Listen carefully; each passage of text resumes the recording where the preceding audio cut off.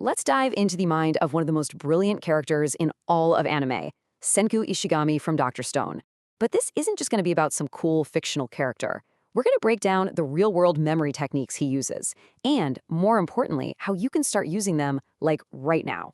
So, if I asked you, what's the most incredible thing Senku ever did, you might say, oh, building a cell phone from scratch, or maybe creating antibiotics in a stone world. But you'd be wrong. Nope. His most insane, most unbelievable feat happened way back in the very first episode, before he built a single thing. For 3,700 years, Senku was trapped, turned to stone. He was conscious, in total darkness, unable to move even a single muscle. Now, just surviving that without going completely insane is incredible, right? But that's not what he did. He did something so much more. He didn't just wait it out. He kept a running clock inside his head. He counted every single second. He tracked the days, the seasons, the years, all so that the very moment he broke free, he knew the exact date. I mean, come on, most of us can't even remember what we had for breakfast yesterday. And I know what you might be thinking. Oh, come on, that's just anime magic. He's a genius, I'm not. Stop. Just stop right there. That is a loser mindset. Senku isn't a wizard, okay? He just maximized the hell out of his brain using actual real-world techniques. And today, we're going to tear that system apart.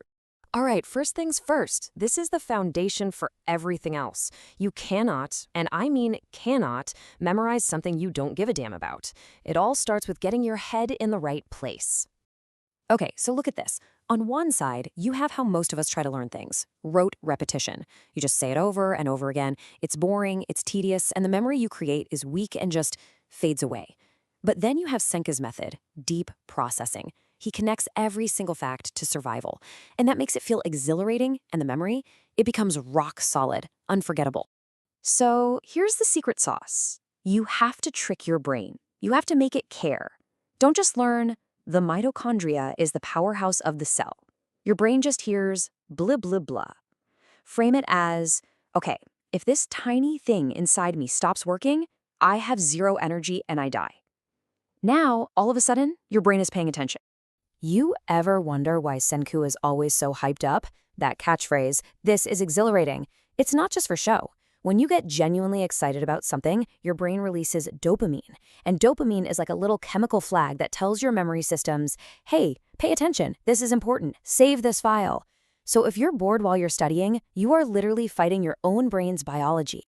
So once you're 10 billion% obsessed, you need a plan.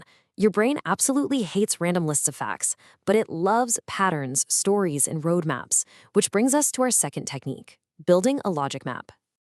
Okay, look at this number. Go on, try to memorize it right now. It's just a jumbled mess of digits, right? It feels overwhelming, almost impossible for your short-term memory to grab onto. You can feel your brain just kind of giving up. But what if I show it to you like this? All of a sudden, by breaking that chaos into smaller, manageable pieces, it's not so scary. It actually seems doable. This super simple idea is called chunking, and believe me, Senku takes this concept to a whole other level. Yeah, so he uses chunking, but he combines it with something called first principles thinking. He doesn't look at a complex object like a cell phone and see a magical black box. He sees it for what it really is, a collection of its most basic, fundamental parts, all linked together by logic.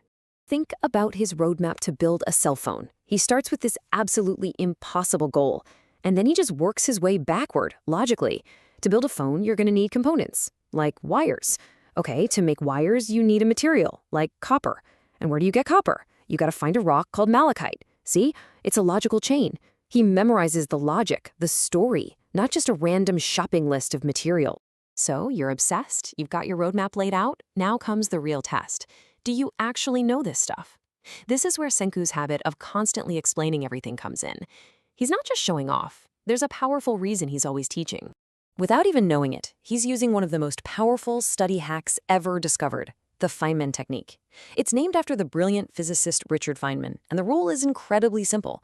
If you can't explain something to a 5-year-old, or, in Senku's case, a primitive villager, then you don't really understand it yourself, period.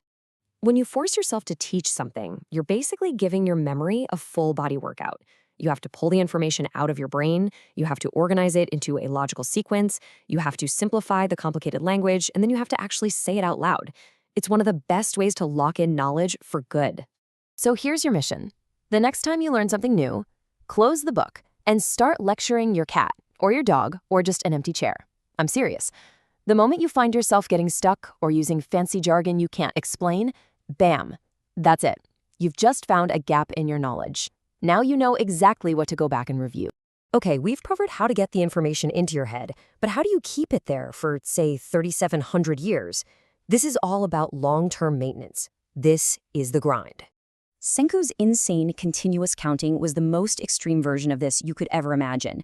But in our world, we have a much more practical name for it: spaced repetition.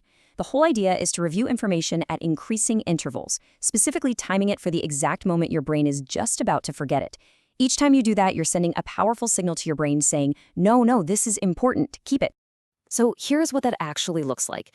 You learn something new, you review it a day later, then maybe 3 days after that, then a week later, then a month later. This schedule is designed to perfectly interrupt what's called the forgetting curve, pushing that information deeper and deeper into your long-term memory each time. And the best part? You don't need to count for millennia. There are apps that do all the scheduling for you. All right, we've broken down the entire system. The blueprint is right in front of you. Now, the focus shifts. It's your turn. It's time to actually put this stuff to work. So this is it, the whole system, the core loop boiled down. Number 1, get obsessed. Find a way to trick your brain into actually caring. 2, chunk the data. Don't memorize lists, build a logical roadmap. 3, teach it. Explain it to a 5-year-old to find the holes in your understanding. And 4, grind it out. Use spaced repetition to make that knowledge permanent. And let's be real, here's the hard truth. Senku is a genius, no doubt. But his real superpower isn't some magical, innate ability he was born with. It's effort. It's the sheer, unbelievable willpower to sit in the dark and count every single second for thousands of years. It's the grind. In the stone world, and right here in our world, your brain is your single greatest weapon. These techniques, they're the whetstone. So the only question left is, how are you going to sharpen it? Now, get to work.